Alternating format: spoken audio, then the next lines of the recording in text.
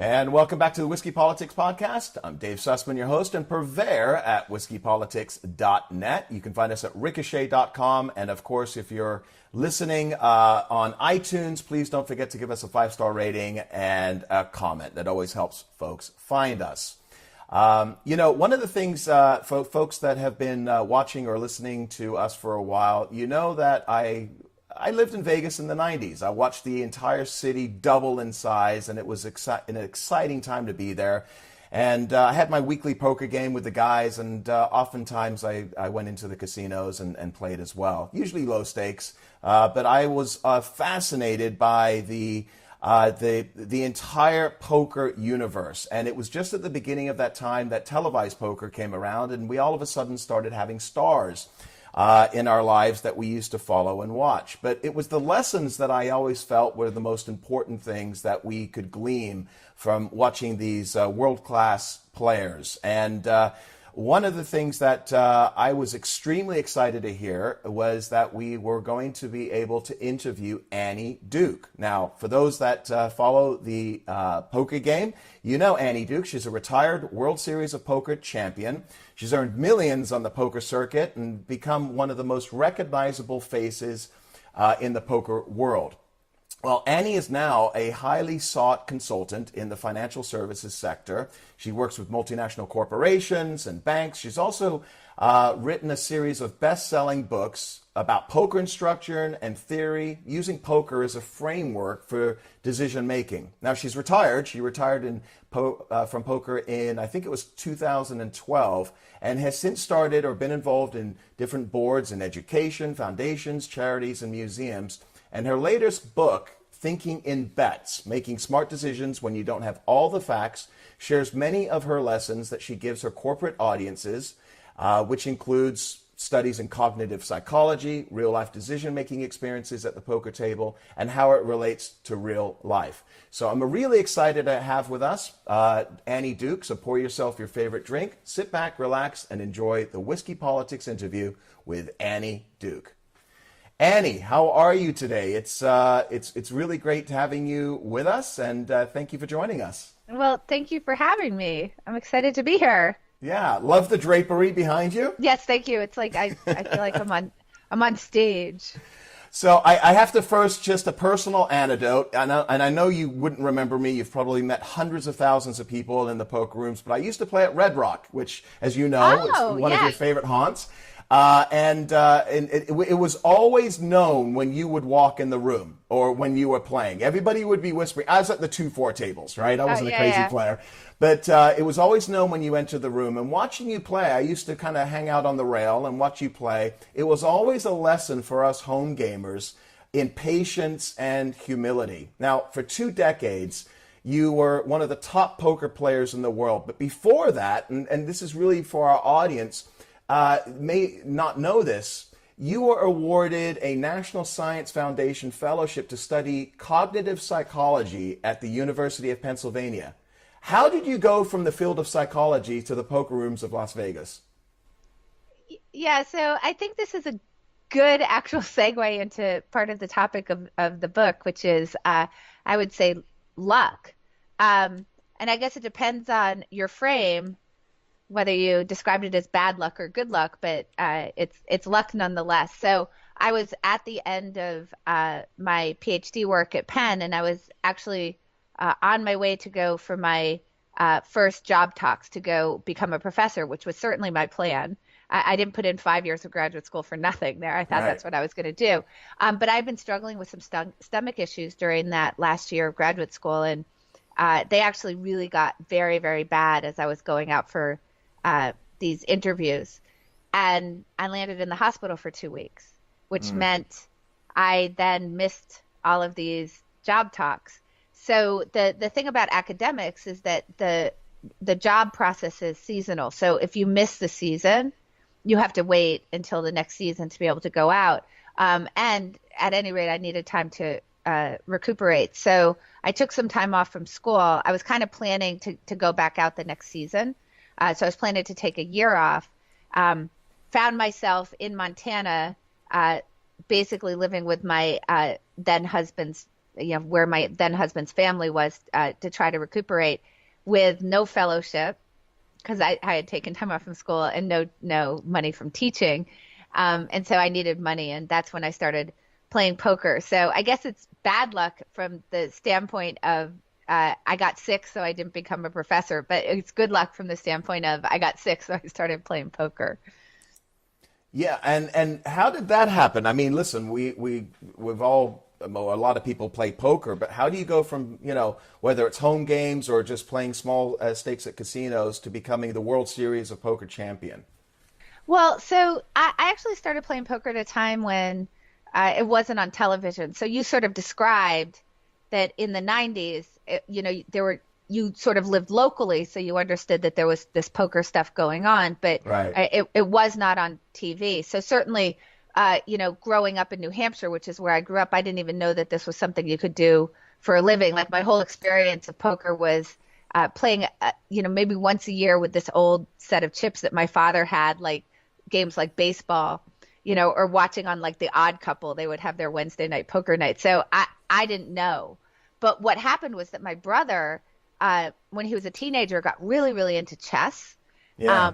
and decided he was going to go and try to become a grandmaster. He was very, very serious. So he found a grandmaster in New York to go study with. And while he was studying chess in New York, somebody introduced him to poker, and he got very into poker. So by the time all this stuff happened with me where I got sick, my brother had actually already been playing for 10 years. He'd already been at the final table of the main event of the World Yeah. Series of Poker at 23. At the time, he was the youngest player to ever have achieved the final table of that event. Since then, younger people have managed to do that. So he's the one who made the suggestion to me, like, hey, look, you have no money.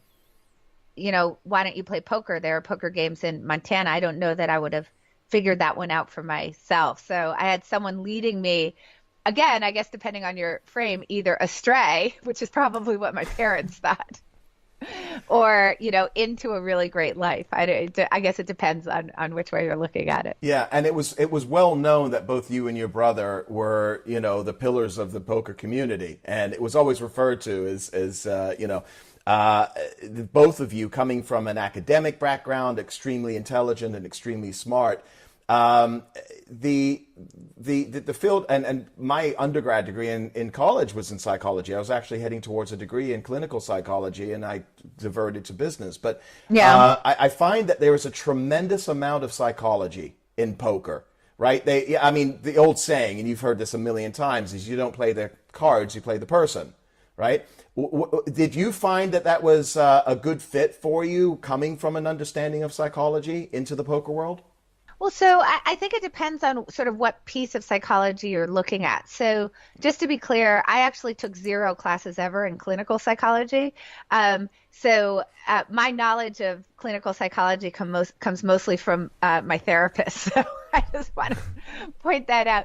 So the majority of what psychology is actually experimental psychology. And I was specifically studying cognitive psychology. So for people who are familiar with behavioral psychology, behavioral economics, kind of the way people think, the way people learn, the way we interpret and process the world, the information that comes our way.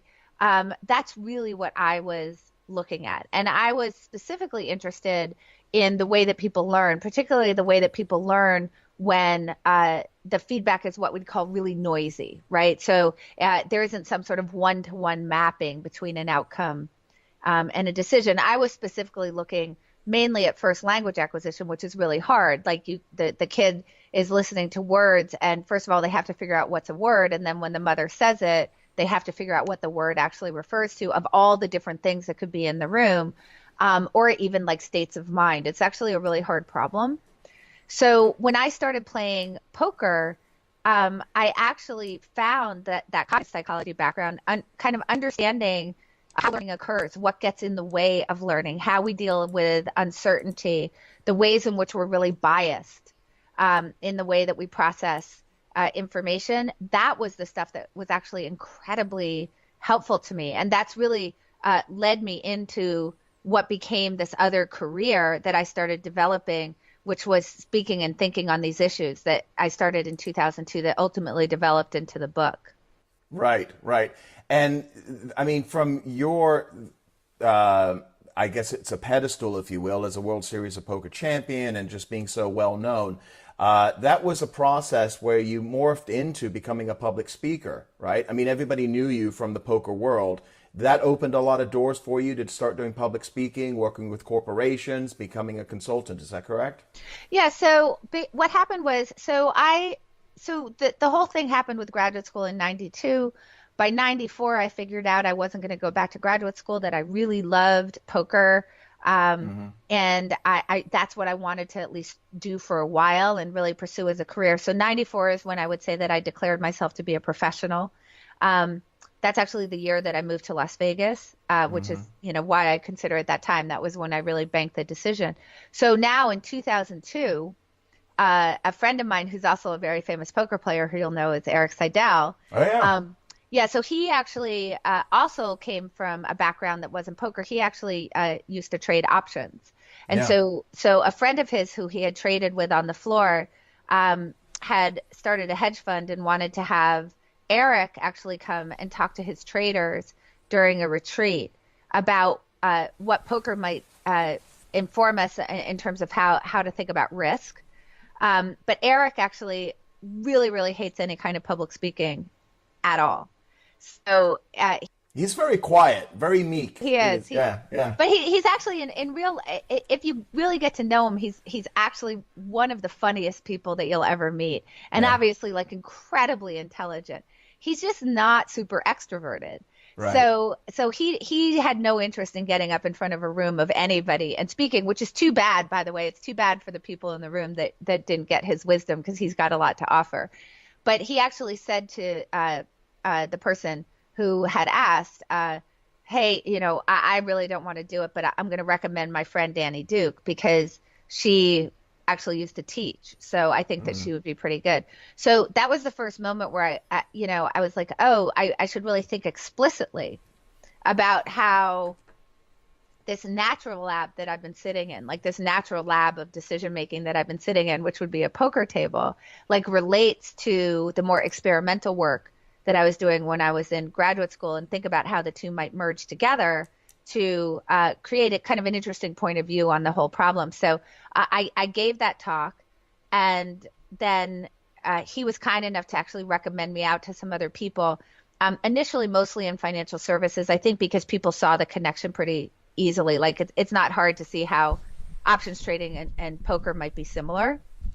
Um, but then what happened was, as I started getting referred out, all of a sudden, like sales teams were having me come in, or energy companies, or HR departments, or whatnot. And so people started figuring out that the message actually had more breadth than just specifically like financial services people might be interested in it. And when that started happening, it was this was about 2 years into it.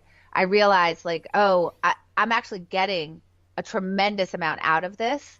I really love it. I love this conversation that I'm getting to have with people and the way that I'm thinking about these ideas. And I started actually intentionally trying to develop that business. And very slowly, it actually became a bigger part of my life than poker. It's just that people didn't know it because obviously nobody's filming, like that's not on television.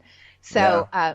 So you don't see it as much. And at 2012, a bunch of things converged that made me feel like it was the right time for me to actually exit and focus on this full time.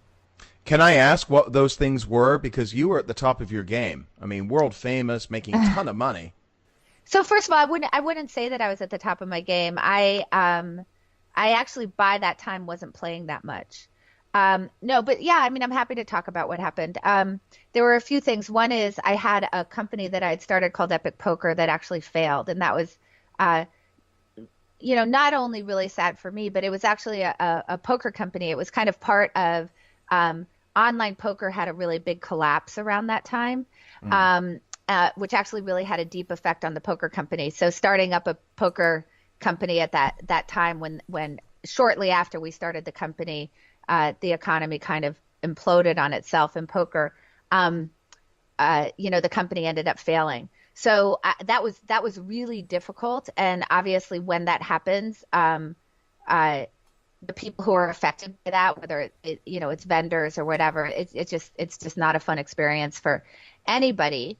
And then also wrapped up in that what was happening with poker was a company that my brother was in, was sort of part of, got wrapped up in that online, the online stuff that had happened. Yeah. Was that called Black Friday or? Yeah, with Black Friday, exactly. Yeah. Uh, the company that I had helped start didn't fail until about, I guess it was about 9 months after Black Friday, but it was definitely related to kind of what had happened to the poker economy. And then my brother was wrapped up in all of that Black Friday, and things were pretty unpleasant for him. Yeah, real Um, quickly for our listeners, Black Friday, government came in, they shut down everything. You want to talk about that for just a couple seconds? yeah, sure. So online poker was kind of in a gray area. Like it wasn't clear whether it was legal in the U.S. or not. There were people who were sort of arguing on both sides of that. All of these big online poker sites that really buoyed the economy that were going. There were Full Tilt and Poker Stars, UB. Right. There were some big ones, Party Poker. Were operating in the U.S. in a gray area, and it was kind of not clear. And on Black Friday, the DOJ said, nope, it's clear, and really shut all the sites down at once, which of course was a really big blow because there were lots of people who were making their living playing online poker. So it was a huge blow to the poker economy. And my brother was wrapped up in that. He was wrapped up in a company called Full Tilt. And so, there were just kind of some unpleasant things going on. I mean, unpleasant things going on with my brother, unpleasant things for me in terms of this company failing. That were sad. I mean, obviously startups fail, but it's not fun when it's your startup, right? Yeah. So I just realized at that time that, I had this other business going that I really loved. I'd always really felt like I wanted to write this book, and that it was time for me to move on. Like I say, at that time, I certainly wasn't at the top of my game. There were a lot of players who were, first of all, way better than I was by that point, and also, I really actually wasn't playing that much because I was really focused on this company at that time. Gotcha. Gotcha. Now, one of the things that I found from what you talk about and the speeches that you give and when you're consulting folks as well, one of the best lines that I've read so far, and I've read a lot of information about what you've written and how you talk, is that you say that even the best decision doesn't yield the best outcome every time. Sure. When you're sitting at a poker table and you know the odds and you know the statistics and you're either, you have the best hand or you're trying to make the best hand or whatever it is, and you're taking a look at all of the different circumstances around you, relate that to life, relate that to politics, relate that to business, right? Sure. If you can talk about that. Sure. So whenever we have a decision under consideration, we can actually think about any decision that we make as a bet. We have a set of beliefs. That set of beliefs informs the kinds of decisions that we have under consideration, right? And it's going to inform which decision we think is the one that we're going to make. And anytime we make a decision, we're forgoing all other decisions that we can make. So essentially what we're doing is, with whatever limited resource we have, whether it's money or time or happiness or health that we're investing in that decision, we're betting that the investment that we make in that decision versus any other decision that we might be able to make is going to yield the highest probability of a good result for us. But notice I say the highest probability or the highest likelihood of a good result, because we really can't guarantee it. Even if we were to make a decision that 99% of the time is going to work out well, 1% of the time it won't. So you know that that's in the set of possible futures. And most decisions aren't like 99-1, right? Most decisions are actually quite a bit closer than that. So the thing is that when we make a decision, there isn't a guarantee, right?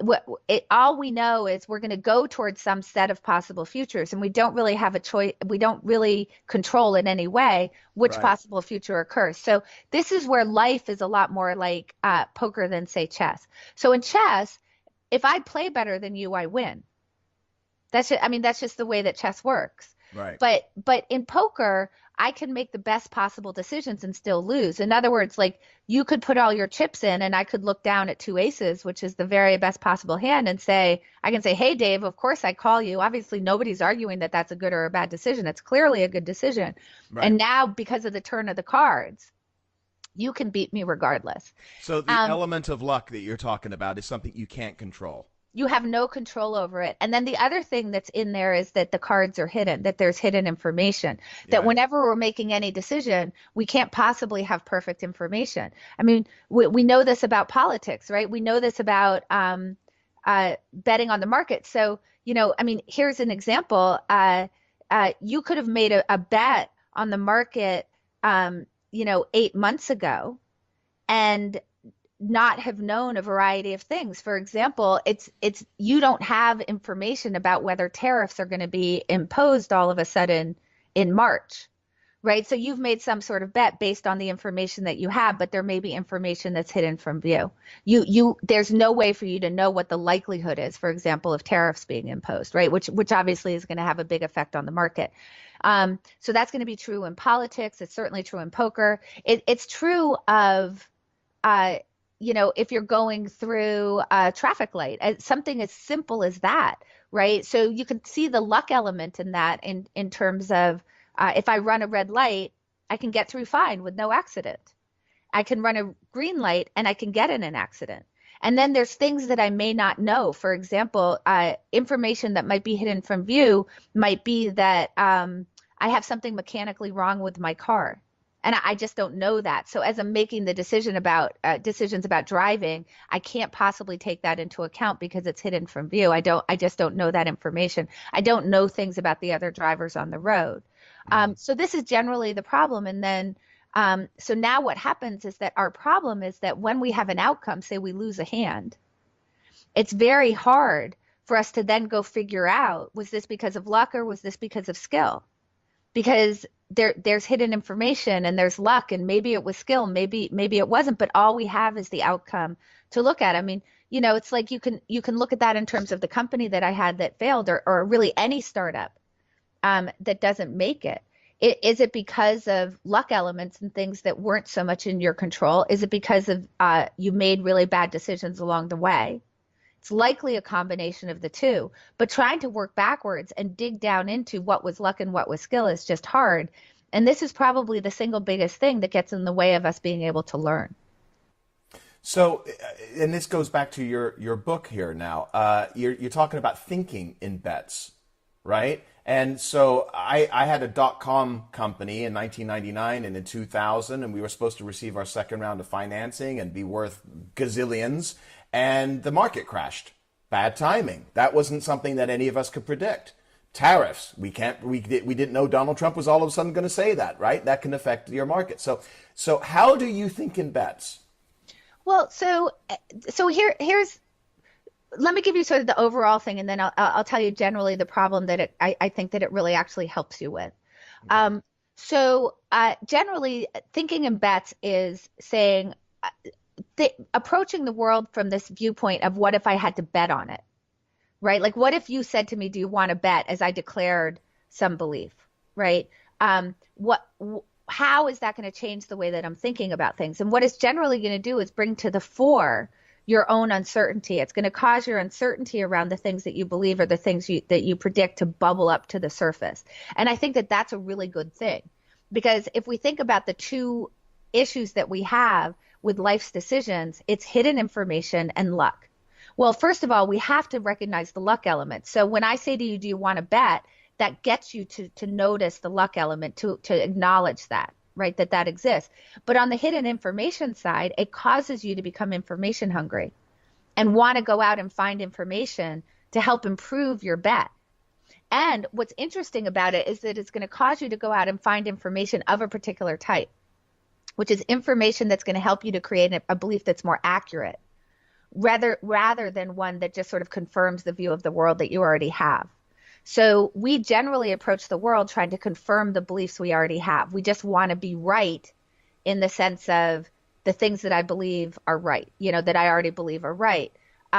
What thinking in bets does is it wants you to actually create beliefs that are accurate, meaning I'm going to be better in a bet against you if I have some sort of belief that needs to be calibrated, where I have to say, you know what I believed before, I need to change my mind a little bit about it, because otherwise I'm going to lose all my money to Dave. And you can sort of feel that intuitively, like if we think about any kind of bet that we might declare, so here's something that people have been saying a lot recently, with sort of 100% certainty, is the Democrats are going to take the House in November, right? So that's a statement that we've heard a lot. So let's say that you said that statement, and I then said to you, well, do you want to bet? That immediately causes you to examine how sure you are of that, right? Because you start asking yourself, well, do I want to bet? Like, how certain am I? What does Annie know that I don't know? Why does she believe that she should be on the other side of that bet? Why is she saying that maybe they aren't going to take the House? What should I be looking at? What information can I go find that will help me decide whether I'm willing to take this bet on with her? So it starts to get you to examine those things. And now notice you start trying to find information out. So that's why I think that the idea of thinking in bets is so valuable, because what it does is it pulls you out of this way that we naturally process information, which is to think that there's a lot more certainty, to think we're playing chess rather than playing poker. So when things don't work out for somebody, we think that's because they were really bad, right? Your company failed because you made poor decisions, right? If you had done things differently, clearly it would have succeeded. But maybe that's not true. Maybe I'm injecting too much certainty into the way that I'm analyzing what happened with your company, or vice versa with mine. So I think that the more that we can sort of acknowledge, well, how certain am I? How can I improve the amount of information that I have going into this, the better off we are. So if you're taking a look at political strategy, or whether it's business strategy, or any strategy for your life, personal relationships, whatever it may be, you do acknowledge the fact that there is luck, dumb luck, some may call it. Okay, you could start with pocket aces, and then somebody makes it on the river with a straight and beats you. That's bad luck, right? And that happens all the time. Bad beats, whatever it may be. That happens in your life as well. You can make the best decisions, and your success can be attributable to the great decisions that you made, your preparation, but then something happens that you didn't expect. Dumb luck, for whatever those situations may be. How does somebody become comfortable, I guess is the question, with the confidence of sticking by those great decisions? The Democrats are definitely going to take the House in November because history is on their side. No president ever keeps, whatever it may be, right? But then you go back to what you talk about as far as what is under the cover, what's hidden, right? What do we not know? What did we not know about 2016 election? It surprised everybody, right? A lot of people didn't talk about who they were going to vote for, and all of a sudden you've got a President Trump. Nobody really expected that. How do you manage that as a business person, or on the poker table, or in your life? How do you manage that aspect of it? So I think by not confusing certainty with confidence. So let me explain what I mean. I think that we think that confidence means saying things in a declarative fashion, okay, right? I know the Democrats are going to take the House in November. This is what, because this, and this, right? And you're giving all the information that supports this belief that you've declared with such certainty. And now you're like, okay, that's confidence. Right. But the problem is that then you get into the issue of what happened on November 9th, 2016, which was this tremendous surprise that people felt when Donald Trump won. But if you bake the uncertainty into the decision in advance, and you have the confidence to express the likelihood with which you think that certain futures will occur, then the surprise goes out of the equation, and it makes you better able to make clear-eyed decisions about it. So if we take the presidential election, I was watching Nate Silver, and Nate Silver's forecast was 538. Yeah, 538.com. Nate Silver's forecast, it depended. I mean, it was bouncing around in the last week. Obviously, there was a lot of stuff that happened in that last week, but I think it landed about 65-35. So he was saying 65% of the time Clinton is going to win, and 35% of the time Trump is going to win. So when Trump won on the 9th, I wasn't that surprised. 35% happens a lot of the time. It happens as often as it's Monday, Tuesday, and half of Wednesday in a week. And I assume you're not surprised when, like, whoa, Monday rolled around. What? I wasn't expecting that, right? So I wasn't particularly surprised, because I was looking at it as probabilistic, that Sometimes Clinton's going to win, sometimes Trump's going to win. It happens that Clinton's going to win more often than Trump will, but Trump is certainly not anywhere close to zero. But the willingness to say, look, I've thought about it, and here are the arguments for, and here are the arguments against. Here's why maybe it might not be true, for example, that the Democrats could take the House. Like, well, one thing is, well, maybe there are still people who aren't speaking up and saying that they're willing to vote against the tide, which may have been part of the reason, that Trump won, is that people weren't actually willing to declare their intentions. So I don't know if that's true. That's just a hypothesis. But if you bake that into thinking about what might happen in November, you certainly have to come off of 100%. Right. And you could also, and then also you have to think about all the things that might intervene between now and November. There are a lot of things that could intervene between now and November that might cause people to swing the Republicans' way. I could think of a lot of them, and I can assign a likelihood to those things happening and whether those are going to affect what the vote is. But at any rate, I know that my prediction about whether the Democrats will take the House is not 100%. Mm-hmm. I mean, sort of by definition, it can't be. It's like, first of all, we're too far away from November to really say that with absolute confidence.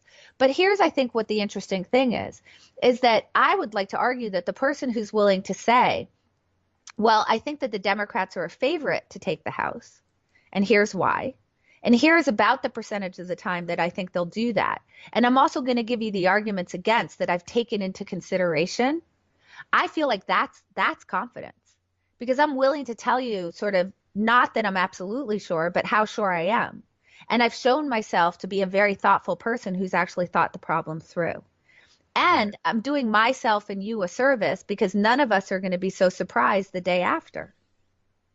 It's really interesting because you're using the analogy of the Trump-Clinton election. I can't tell you how many times I giggle to myself when a spokeshole on television, a news commentator, would use the metaphor, Trump needs an inside straight. Right. He needs the Rust Belt. He needs an inside straight. I don't even know if they even knew what that meant, but they were reading the copy, and I always giggle to myself. But by the way, he didn't need it inside straight. What he needed was to hit his flush on the last card, his flush with two cards to come, rather. Yeah. And by the way, a flush with two cards to come happens all the time. Trust me, I've gotten knocked out of a lot of tournaments by people with a flush card, with a flush draw with two cards to come. An inside straight. Oh my gosh, if you have one to come and you have an inside straight draw, that's only going to happen 8% of the time. So right. I understand why people just thought he couldn't possibly win, but he was very far from an inside straight draw. That's incredible. That really is.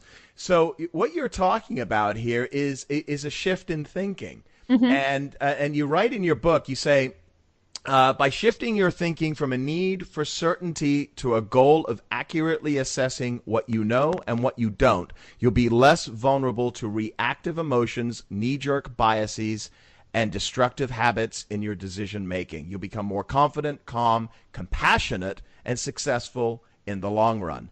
Wow. I mean, how much does that relate to just every aspect of our lives, right? Yeah, well, I mean, we can think about the compassion both for ourselves and for other people. I mean, if you really recognize the uncertainty in the future, I mean, you should see some of the things that were written about Nate Silver, after that election. And what I think is really interesting is if obviously we know that he did very well in, what was it, 2008, I think, right? Yes.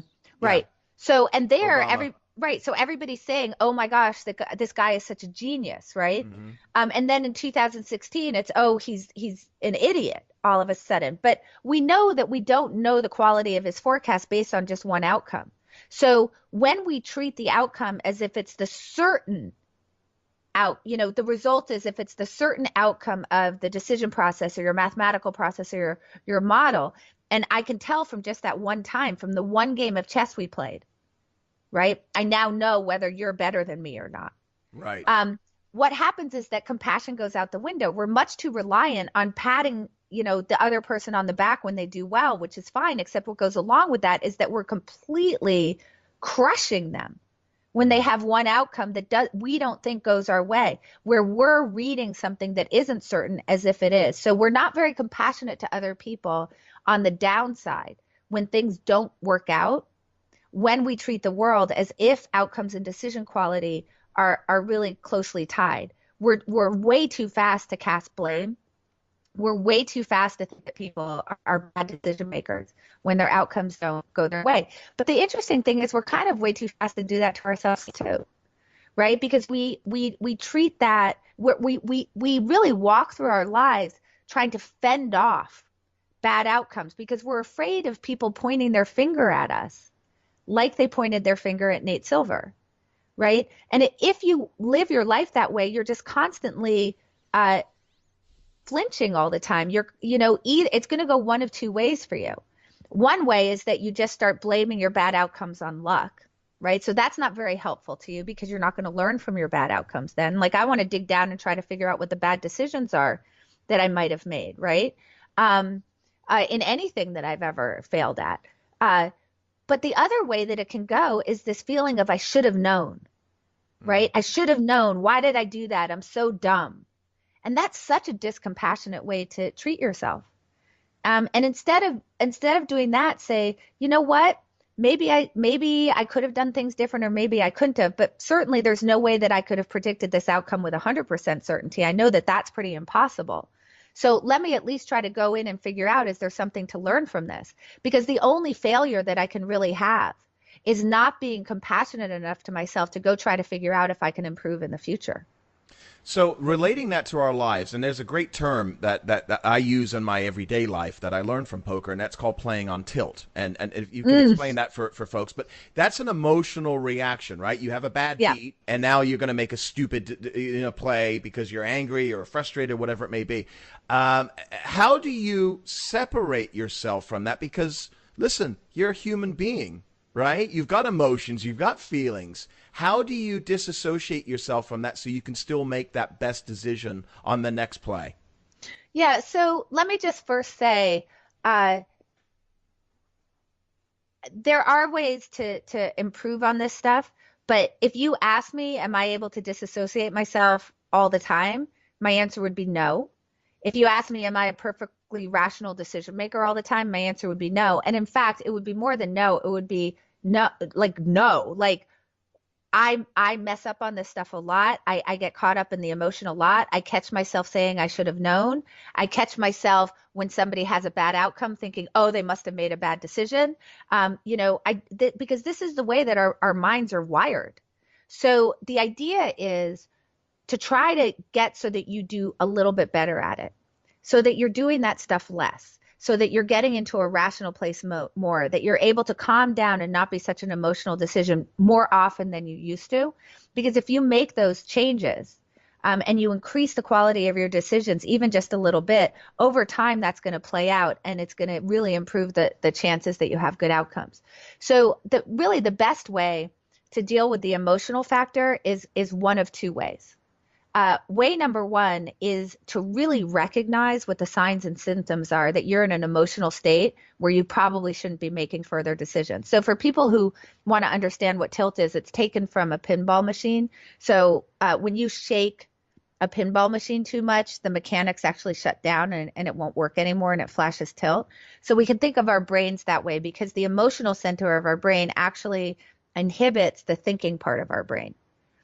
So the limbic system inhibits the prefrontal cortex from doing its work. And likewise, when the prefrontal cortex is lit up and you're really deliberating on something, it actually calms your emotions down. So they work kind of against each other to shut each other down. So it's like, which is winning?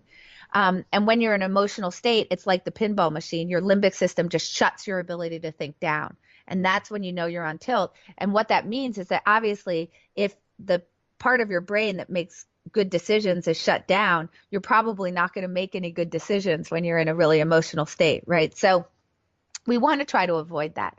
So there's two ways to do it. So let's talk about way number one first, is to recognize the signs and symptoms of being on tilt.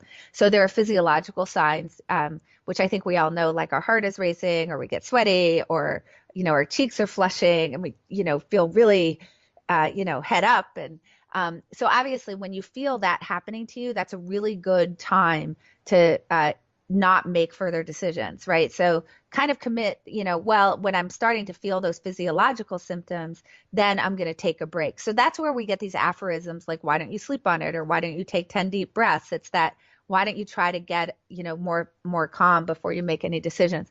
There are also things that we can be thinking to ourselves or things that we can say that are good signs as well. Like, I should have known. Why am I so dumb? Why do things like this always happen to me? I'm so unlucky, right? Like any of those kinds of things that start coming out of your mouth, that's probably also a good sign that you should cease any serious decision making for the near future until you get yourself calmed down. So that's kind of the first way, is like figure out what the signs and symptoms are for you in the moment that you're in those emotional states, and recognize those. And as much as you can, when you feel yourself that way, like just stop doing anything, like take a break, take some space, take some time.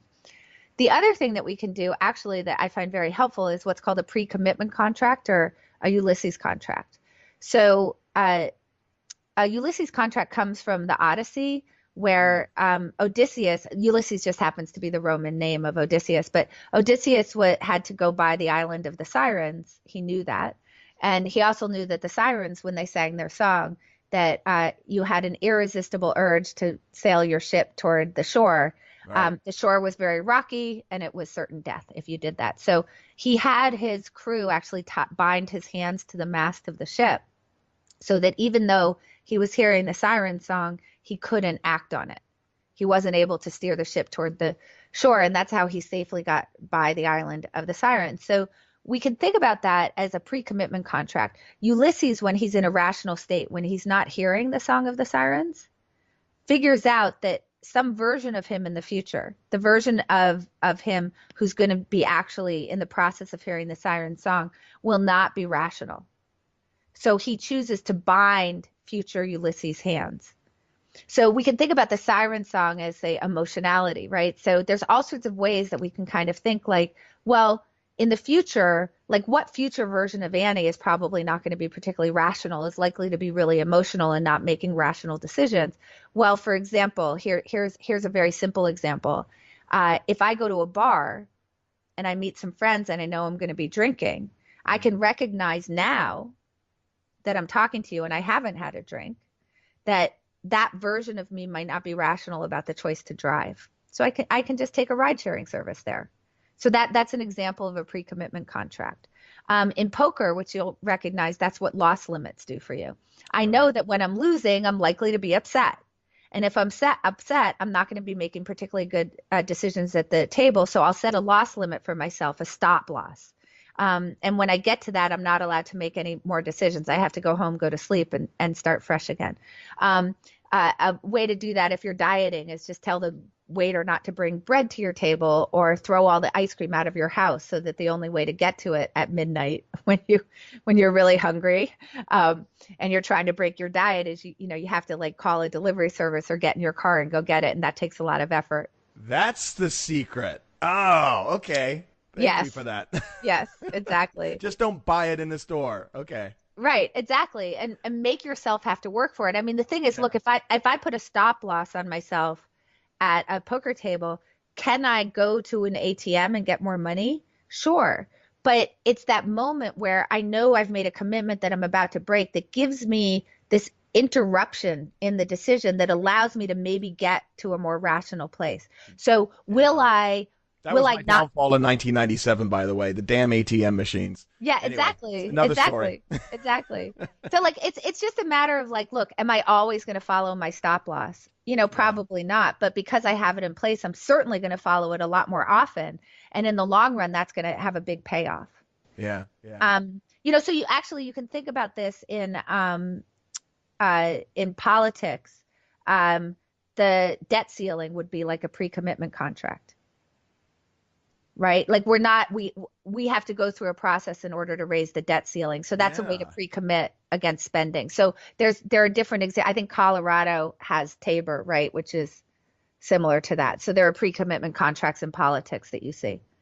Wow. That's you can relate this to everything. Political, you can relate it to business, obviously personal relationships, and your diet. So yes. I think that's a fantastic lesson. Okay, a little inside baseball for us that live vicariously through watching Sexton and Van Patten, every Yeah. night on WPT channel. I still do. I watch the old stuff. Um, Worst bad beat. Tell me a little bit about some great stories that we haven't heard, or folks that may have not read some of your books that talk about, and some of them, maybe the one that stands out the most that you talk about on the lecture circuit. So I actually don't really talk about bad beats very much. And, Okay. and the reason why is that I think this is a really important lesson to how do we learn from our outcomes. So if there's two things that determine the way that our lives turn out, the quality of our decisions and luck, right? Those are the only two. Yeah. They're only one of those two things that we have control over, right? We have control over the quality of our decisions. By definition, a bad beat is something where our decision making was fine and luck intervened in a way that made us unhappy, right? So that's the definition of a bad beat, right? I had the best hand, I played it really well, and I lost the hand anyway. That would be the sort of meta bad beat. Well, if that's the case, then there isn't anything to be learned by it. So just talking about it is just ruminating on your bad luck. It's actually likely to get you into an emotional state. So it's much better actually I would much rather focus on like a hand that I won that I played really poorly because I can learn from that. Okay. Or maybe a hand that I lost where I played really poorly, where it wasn't a bad beat. It was I could have changed my decisions and made that happen better. This is a lesson that actually Eric Seidel gave me very early on when I went to go complain to him about some sort of bad beat. And he just said to me, like, why are you telling me this? Like, I don't need your emotional baggage unloaded on me. There's no lesson to be learned from. Like, if you're going to take up my time, time with something where you actually have a decision to ask. And I remember in that moment, I was like, wow, that's really harsh, dude. Like, I thought you were my friend. Yeah. But then I realized, like, oh, he is my friend. Because that alone, now I knew that if I wanted to go talk to Eric Seidel, I needed to come to him with a question. I needed to come to him with something that would engage him on the strategy side. And that made me actually process the game differently when I was playing. It's so clinical, and you can understand why that leads to success for somebody like Seidel. But then you see there's other folks that, Madmouth Madison or whatever, they're really emotional, they're angry, and you can see it on the table. So how does that circle when you got people that are obviously, showing how they feel and their emotions are all out there? And they're still winners. So I think first of all that I think Phil Hellmuth. Yeah. So, but here's the thing about Phil is that he shows a lot of emotion in the moment, but then when you're actually talking poker with him, yeah, he's really analyzing stuff. So like, yeah, is he offloading the emotion right then? That may actually, I think strategically that works for him because he actually gets under people's skin, which is a big advantage at the poker table. Uh-huh. But if you have a discussion with him, he's talking strategy. So I do think that somebody like Eric, who is calm at the table as well as away. Look, there's a reason why he's won $38 million in tournament poker. Right. When did you ever see Phil Ivey show any emotion? Yeah, right. No, I mean, there's a guy who's just really, trying to keep the emotion out of the game and focus on what Negreanu is very successful, and you can see how he's feeling. But again, he's talking strategy away from the table. So there are definitely people who show emotion at the table. That's for sure. And I'm not saying that you can't be successful if you do that. Where you can't be successful is if that's all you're doing, if you're never going up later and actually analyzing the decisions and wanting to really understand where you made mistakes. If you're offloading in the moment, do I think you'll do better if you don't? Yeah, probably, although you might get under some people's skin, which can be actually helpful. But when you're actually doing your work, when I was going up to Eric Seidel, I wasn't at the table. I didn't actually just have that happen.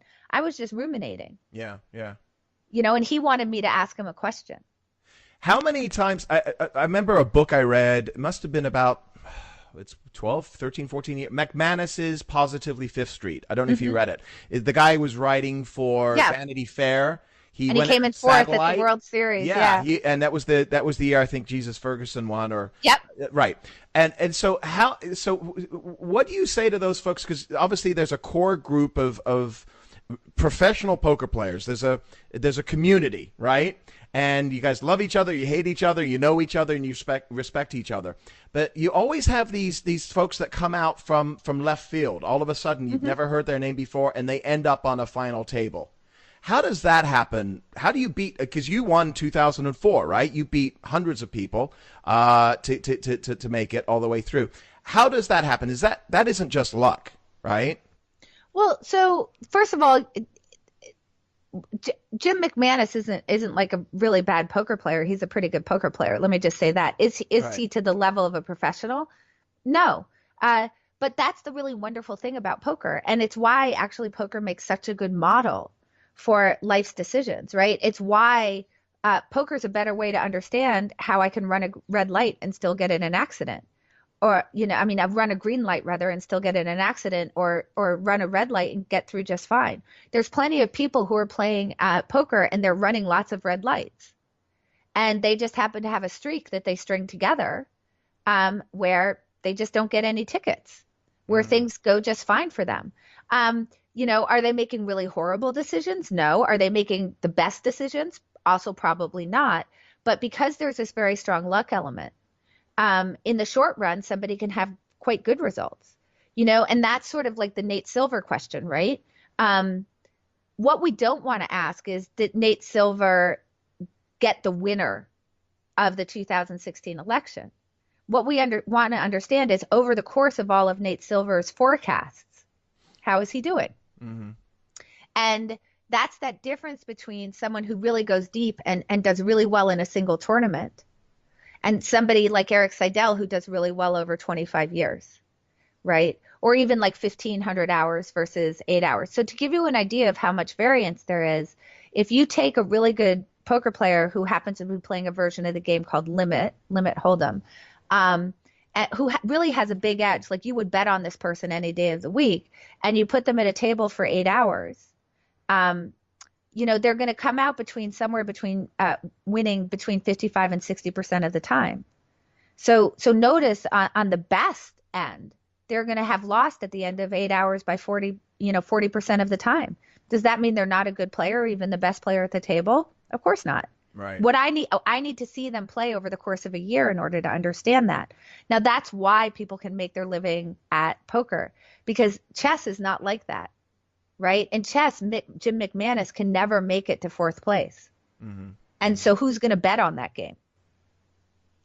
And that's probably why you see so many names that are new every year that may win or get to, make some money, and you never hear from them again.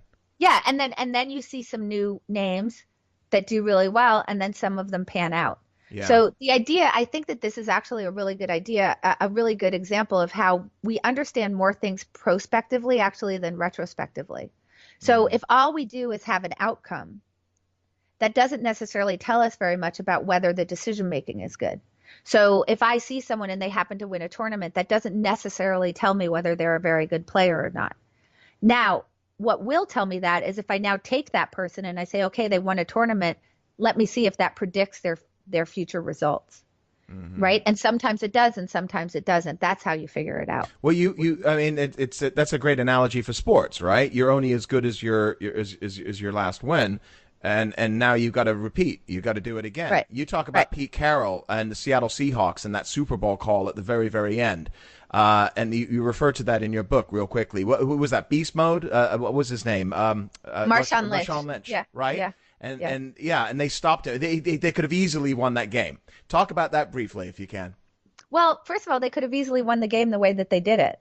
So, which is they happen to have lost. But so I think that this play is actually a really great example of resulting. So, resulting is the quality of the result tells me what I need to know about the quality of the decision, right? So, all right. So Pete Carroll his team is, the Seahawks, they're on the 1 yard line. There's 26 seconds left. It's second down. They have one timeout left, and they're down by 4 to the Patriots. So just as you said, everybody's kind of expecting him there to hand it off to Marshawn Lynch. Marshawn Lynch is going to try to obviously get through the Patriots defensive line. And that's what everybody's expecting. Instead, Pete Carroll calls a pass play Russell Wilson throws the ball. It's intercepted by Malcolm Butler. And obviously the game is over. Now, people really went after Pete Carroll for this decision. They just said, like, is it the worst call in Super Bowl history or the worst call in NFL history? I don't know. Let's have an argument about that, not whether the decision itself is good. Yeah. But here's, I think, where we can see this problem when we're tying results too closely together with decisions, when we're acting like we're playing chess, because we can just do this simple thought experiment. Let's say that Pete Carroll passed the ball and it was caught in the end zone for a touchdown. Mm-hmm. So just take a moment, like, think about that. Okay, so what do you think the headlines would have looked like the next day? Best decision in Super Bowl history. That's what got him there. He's such a genius coach. We actually kind of know that because Doug Peterson, obviously he ran the Philly special. Mm-hmm. That happened to work out for him, and people talked about what a genius he is. So we actually sort of have the thought experiment in action now in this year's Super Bowl. Now, obviously, the decision is the decision. It's either a good decision or a bad decision, regardless of whether it happens, because it's the same decision either way, regardless of whether it happens to get intercepted or it happens to get caught for a touchdown. Except you can feel very clearly, like in your gut, that the way it turns out really changes the way that you think about the decision, whether it's genius or whether it's idiocy. So this is really problematic because all we have is the outcome of the decision to learn from. And if we know that it's going to yank us around, if we know it's going to cast such a big shadow over the way that we think about the decision itself, what's going to happen is it's going to actually cause us to learn the wrong lessons. Yeah. Right? Yeah. In the case where it's caught, we're going to learn the lesson of we should try that some more. In the case where it's intercepted, we're going to say never again. But maybe it's mathematically sound. Now, speaking of 538 again, a guy named Benjamin Morris actually did an analysis on that call and found that it was quite mathematically sound. Here's one of the key things to understand. The chances of an interception there were, somewhere between 1% and 2%. So, I mean, this was a really unlucky thing that happened. Wow. It was that low. Yes. Huh. So, as people are saying, oh my gosh, what a horrible call. Yeah. Like, yeah. Once you realize, like, almost 99% of the time, the ball's either caught for a touchdown, which looks like genius, or it's just incomplete. Okay, now that should change your thinking about the decision. Now, here's the second thing that's interesting. Remember, they only have one timeout. Yeah. And they only have 26 seconds. If they hand it off to Marshawn Lynch and he fails to get it in, they can only stop the clock by calling the timeout. And because of the nature of a running play, a lot of time will have run off the clock. So they're only going to get one more play now. Yeah. Yeah. Right?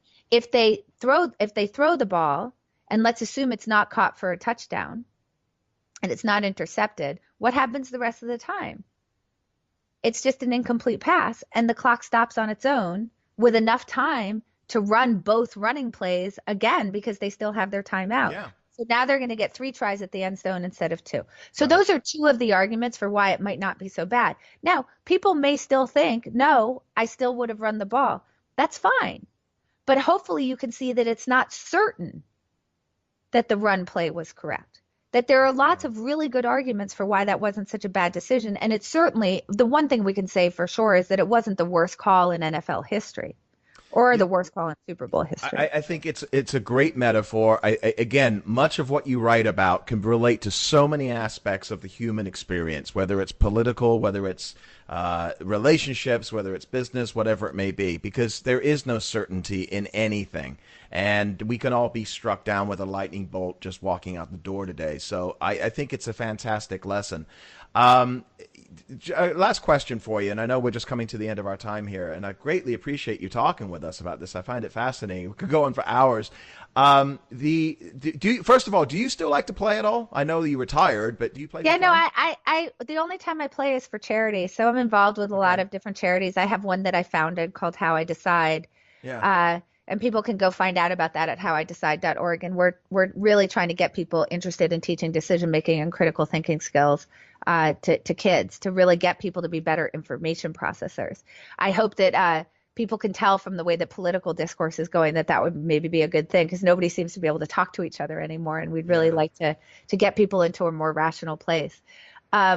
So one of the things that poker is great for is actually raising money for charity. So huge money. Yeah. So all of my poker playing is really to raise money for charity. So but it's like not such a weird shift. Like I say, I at the end of my career, I was not playing that much. I was actually a lot of my time was spent on the speaking, corporate retreats and consulting. Yeah. Um, and really from the mid 2000s on, that was much more of my professional time than actually playing poker. It's just it looked like I was playing poker because I was playing on the things that were on TV. So, I was somewhat You were ubiquitous in that everywhere. way. You were Yeah. everywhere. And It, like I said, I still watch them. By the way, going back to football really quickly, congratulations on your Eagles. Thank you. Yes, I live in Philadelphia. That was a wonderful day. I have been a fan since the 80s. And so actually getting that win banked it felt really, really good. And also, by the way, my brother happens to be a Patriots fan. So there was a little, Oh. Well, sibling rivalry. my business, one of the people that I work with, I've worked with him now for 12 years. His nephew is Stephon Gilmore, who was on the Patriots. Oh, So I'm a Pittsburgh fan, Pennsylvania as well, but just not Philly. And so I was a little torn, right? But right. anyway, congratulations on that. So last question for you, and again, I do appreciate the time. 6, 7 years out of poker, not being involved in the last few years as much as you once were. Looking back from the outside, what do you think of the poker world as it is right now? I don't really know, honestly. Like I really don't follow it. Okay. I have very, very dear friends who obviously are still playing. I mean, Eric Yeah. Seidel is one of them. Hmm. Maria Konnikova is another one, for example, who's playing, and she's actually writing a book about her experience. Eric Seidel took her on as a mentor, as a Oh. mentee rather. Or I guess I could say as a mentor because he's her mentor. Hmm. And she came in fresh to poker and actually just won a major tournament. So he's obviously done a great job mentoring her, and she's going to be writing about her experiences, and she's just like super lovely. So I have lots of friends who are still involved in poker, but I'm not really following the tournament circuit. Yeah. I don't know a lot of the big names in the game anymore. I do know that the game is really advancing at a big rate. There's so much more information and so many more analytics Yeah. that people can run. Is the one thing I know for sure. If I went back and tried to play, I'd probably get my butt handed to me by the people who actually have, access to much better analytics and, much better, strategies based on those analytics than anything that I could possibly imagine. Well, I would probably be very surprised if you didn't go back in and still win a few tourneys. So, I don't know. I mean, I think that the players are just really good now and really understand the mathematics of the game in a way that I think that the older school players, I mean, not Eric Seidel not included, because he obviously the people who are still playing are keeping up with it, but right. I think they have so much more knowledge about, what the right mathematical plays are now, Yeah. um, that I just didn't have. That I think I would be starting from way behind if I came back. Awesome. Well, let me just point our listeners to your book here. You can find Annie Duke's book, Thinking in Bets: Making Smarter Decisions When You Don't Have All the Facts. You can find it on Amazon. We will put the link up at Thank our you. site for you, so folks can just click through and learn about it, and some other great books as well. I mean, you've got what, 5 or 6 other books? Yeah, so my other books are on poker. So Yeah. if people want to learn some poker from me, they still do pretty well, and I think that the things that I say in them still apply. That the main one would be decide to play great poker. You notice the word decides in there. I mean, I'm always sort of in the same place. I like to think about decision making. So it is a decision making framework to look at poker through that Yeah. people do Yeah. seem to find helpful. So yeah, so I've got a bunch of poker books. Obviously, you can go find those at the same place that you find Thinking in Bets. All right. Well, we'll make sure that the link is up for you. And where can folks find you outside of Amazon? Do you have Twitter, social media? Yep. So I'm very active on Twitter. That's at Annie Duke. Okay. And then you can also go to my website, annieduke.com. And there's a few things you can do there. You can hire me if you want to. You can also just contact me if you want to chit chat. You can also find my newsletter there. I send a newsletter out every Friday where I'm really trying to look at what's happening in politics, science, business, any kind of current events, and how do you apply this framework of thinking to those areas, and what's new in science in terms of the way that we think about these things. So it's actually got a lot of politics in that newsletter. If before you subscribe, you can go and look at archives. They're all archived on there. And then the other thing I would love for people to do is go look at howidecide.org, and learn about the work that the foundation that I co-founded is doing and trying to really bring, decision making and critical thinking skills into education. Fantastic. Well, we'll put all those links up real quickly. What are you predicting right now for 2018 politics? Oh gosh, it's so unpredictable right now, right? Like there's so much uncertainty. So, I mean, I would say that given the trends, I think there is a high likelihood that the Democrats will take the House. I'm much less confident of the Senate. I think that that's a harder road. In terms of anything else, I just think I think that this is a real lesson in uncertainty. I think that things are really unpredictable right now. And I think that this is bringing us into a different place than where we've been in the past, where I think that you had a much better idea of not only what was going to happen in a month, but probably the kinds of things and policies that were going to be there in a week or even the next day. Right. So right. If people want to really start getting uncomfortable with uncertainty, I think now's the time. Well, we're going to have to learn more about it and maybe have you back on to talk about it closer to the time. Yeah. So thank you so much, Annie. Greatly appreciate you taking the time. And folks, find her book. It's fascinating. And, like I said all along, it's a great lesson, not just for poker, but for every aspect of our lives. So thank you for what you're doing. Greatly appreciate it. All right. Thank you. Thank you. And folks, you can find us again at whiskeypolitics.net, ricochet.com. Don't forget to follow me at David Sussman on Twitter. You can find Whiskey Politics on Facebook. We'll be back again real soon with illuminating guests talking about politics, insiders, and newsmakers here at Whiskey Politics. Cheers.